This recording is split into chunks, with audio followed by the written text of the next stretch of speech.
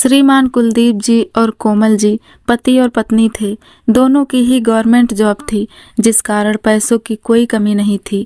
इनका परिवार हर प्रकार से सक्षम परिवार था। दोनों ने ही यह सोच जीवन भर कमाया और अपने बच्चों को विदेश में भेजकर अच्छी शिक्षा प्राप्त कराई और मनपसंद घर में शादी कर दी और सोचा कि यह बच्चे रिटायरमेंट के बाद हमारे साथ रहेंगे और हमारी सेवा करेंगे। 3 लड़के होने के कारण भी उन दोनों की जिंदगी में अधूरापन था। कुलदीप जी और कोमल जी ने ये सोचकर उनकी शादी की कि बहुएं आएंगी तो जिंदगी में रौनक आएगी। एक बेटे की शादी कुछ दिन तक तो बहू ठीक ठाक रही। जैसे जैसे वक्त बीतता गया उसने अपने रंग दिखाने शुरू कर दिए। बात बात पर कुलदीप जी और कोमल जी को ताने मारने लगी। सोचा दूसरे बेटे की शादी करते हैं, उसकी पत्नी आकर हमारे जीवन को सुखी करेगी। पर अफसोस कि दूसरी बहू पहली वाली से भी 4 कदम आगे निकली। उन्होंने फिर सोचा तीसरे वाले बेटे की शादी करते हैं, इस बार हो सकता है भगवान को भी हम पर दया आ जाए और उसकी कृपा से हमारे भाग्य खुल जाएं। मगर बाद वाली बहू ने उन पहली वाली 2 बहुओं को भी अच्छा कहलवा दिया। उन तीनों की पत्नियां बहुत ही खराब प्रवृत्ति की निकली। माता पिता की सेवा भाव क्या होता है यह इन्हें पता ही नहीं था, क्योंकि यह लोग विदेश में शिक्षा प्राप्त करके आए थे, इसलिए वहाँ का कल्चर इन्होंने अपना लिया। यह लोग यह तक भूल गए कि जिस माता पिता ने पूरी उम्र कमाकर हमें पढ़ा लिखाकर इतना मजबूत बना दिया कि हम हर प्रकार से सक्षम हैं, वे लोग यह सब भूल गए थे। तीनों बेटों की पत्नियों ने एक दिन अपने पतियों से कहा कि हम तो विदेश में ही रहेंगे, माँ बाप को यहीं छोड़ देते हैं। इन्हें किसी चीज़ की कमी नहीं है, इनकी तो पेंशन भी आती है। तीनों की पत्नियों ने यह कहा ही था कि उनके पति देव ने भी हाँ भर दी और अपने माता पिता को छोड़कर विदेश जा रहे थे। कुलदीप जी और कोमल जी ने हाथ पैर जोड़े, किंतु उन्होंने उनकी एक ना सुनी। उन्होंने अपने तीनों बेटों बहुओं से कहा कि हमें किसी चीज़ की कमी नहीं है, भगवान का दिया सब कुछ है। पैसों से इंसान अपनी ज़रूरत पूरी कर सकता है, लेकिन अपनी जिंदगी का अधूरापन अपने बच्चों से ही पूरा होता है।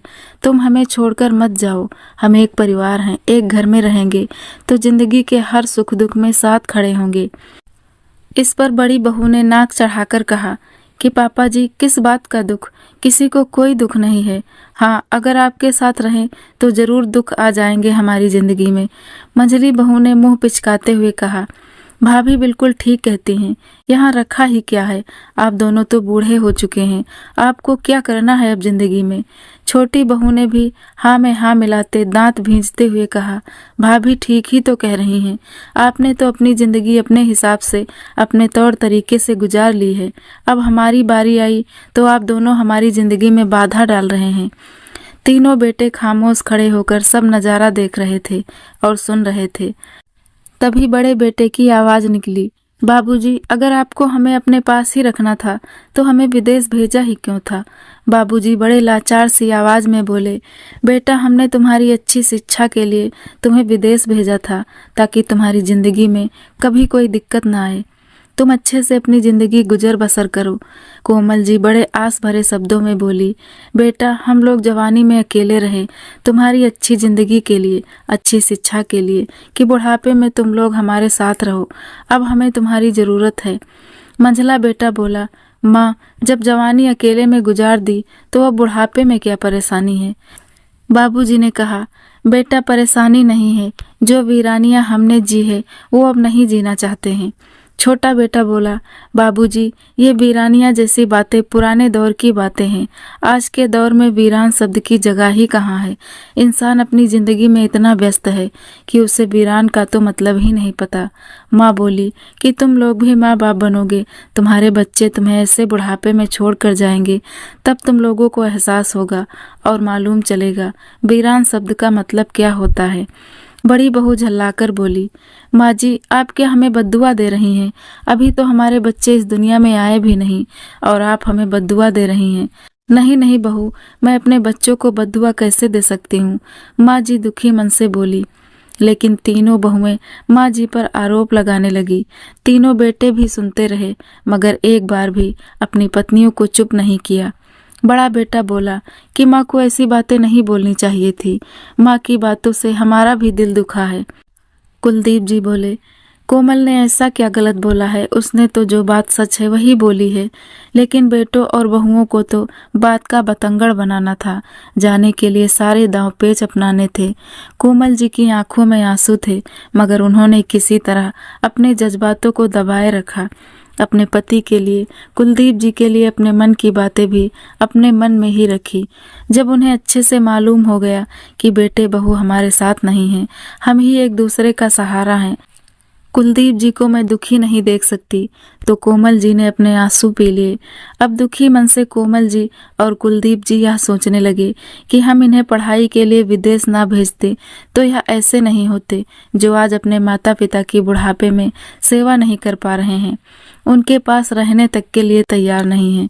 लगता है विदेशी सभ्यता का असर इनके अंदर आ गया है। तब कोमल जी ने कुलदीप जी के हाथों को अपने हाथों में लिया। दोनों के हाथ कांप रहे थे। अपने बेटों बहुओं को घर से जाते देख उनकी आंखों में आंसू थे। जिंदगी उन्हें ये दिन भी दिखाएगी, ये तो उन्होंने सोचा तक नहीं था। लेकिन किसी भी औलाद को उनके आंसुओं पर तरस नहीं आया। दिल पर लगे जख्म अब वो दोनों दिखाए भी तो किसे दिखाएं, जब उनकी अपनी औलाद ने ऐसा खेल रच डाला। उस घर की दीवारें भी जैसे दहाड़े मार मार कर रो रही हूँ। परिवार के टूटने का दुख उन दोनों के दिलों को चीर रहा था। कोमल जी को जो दुख था वो कुलदीप जी को दिखाना नहीं चाहती थी, और कुलदीप जी को जो दुख था वो कोमल जी को दिखाना नहीं चाहते थे। वो दोनों ही अंदर से टूट चुके थे, लेकिन एक दूसरे के सामने मजबूत होने का दिखावा कर रहे थे। कोमल जी नम आंखों से कुलदीप जी को देखती रहीं और कहने लगी कि आप क्यों चिंता करते हो, मैं हूं ना आपका साथ देने के लिए। जब तक जिंदा हैं साथ रहेंगे, इन्हें इनकी जिंदगी जीने दो। यह सब सुन कुलदीप जी भावुक हो गए और कहने लगे, अगर तुम ना होती तो मैं सचमुच मर जाता। तुम ही मेरी सच्ची साथी हो। हर सुख दुख में तुमने मेरा साथ निभाया है। जिंदगी के हर मोड़ पर तुम मेरे साथ रही। तुम जैसा जीवन साथी पाकर मैं तो खुद को बहुत धनी समझता हूँ। कोमल जी मुस्कुराई और बोली, कुलदीप जी, आपको पाकर मैं कौन सा खुद को कम धनी समझती हूँ। मैं दुनिया की सबसे खुशनसीब पत्नी हूँ जिसे आप जैसा पति मिला। कुलदीप जी की आंखों में आंसू आ गए। कोमल जी भी रोने लगी। दोनों एक दूसरे से लिपटकर बहुत रोए। उनके दिल के जख्म तो नजर नहीं आए, लेकिन एक दूसरे के जख्मों को अच्छे से महसूस कर रहे थे, और उन जख्मों का मरहम भी वे दोनों खुद हैं। बूढ़ी बेबसी का आलम चारों तरफ एक साए की तरह छा गया। दिन बीतते गए। दोनों अपनी जिंदगी में खुश थे। बिना औलाद के सहारे के वे दोनों एक दूसरे का सहारा थे। अब उन्हें किसी की जरूरत नहीं थी। माँ बाप की दुआ से तो औलाद तरक्की करती है, सुखी रहती है, लेकिन जब औलाद माँ बाप का दिल दुखाए तब कोई औलाद कैसे सुखी रह सकती है, कैसे तरक्की कर सकती है। धीरे धीरे तीनों बेटों को कारोबार में नुकसान होता चला गया। बड़े बेटे के यहाँ बेटी ने जन्म लिया। कुछ महीनों बाद दूसरे और तीसरे बेटे के यहाँ बेटों ने जन्म लिया। वक्त का पहिया घूम रहा था। धीरे धीरे नौकरी भी हाथ से जाने लगी। घर में बच्चे पैदा हुए तो खर्चे भी ज्यादा हो चले। घर में खाने पीने की भी दिक्कतें होने लगी। इसी वजह से घर में लड़ाई झगड़ों ने भी जन्म ले लिया था। अब उन सबका एकमात्र सहारा था उनके माँ बाप, जो इंडिया में अकेले अपने घर में जिंदगी गुजर बसर कर रहे थे। हमें ही इंडिया चले जाना चाहिए, वो हमारे माँ बाप हैं, हम उन्हीं के साथ रहेंगे। बड़ा बेटा बोला, लेकिन जाएं किस मुँह से, हम तो माँ बाबूजी के साथ बहुत गलत बर्ताव करके आए थे। मंझला बोला, जाकर पैरों में पड़ जाएंगे।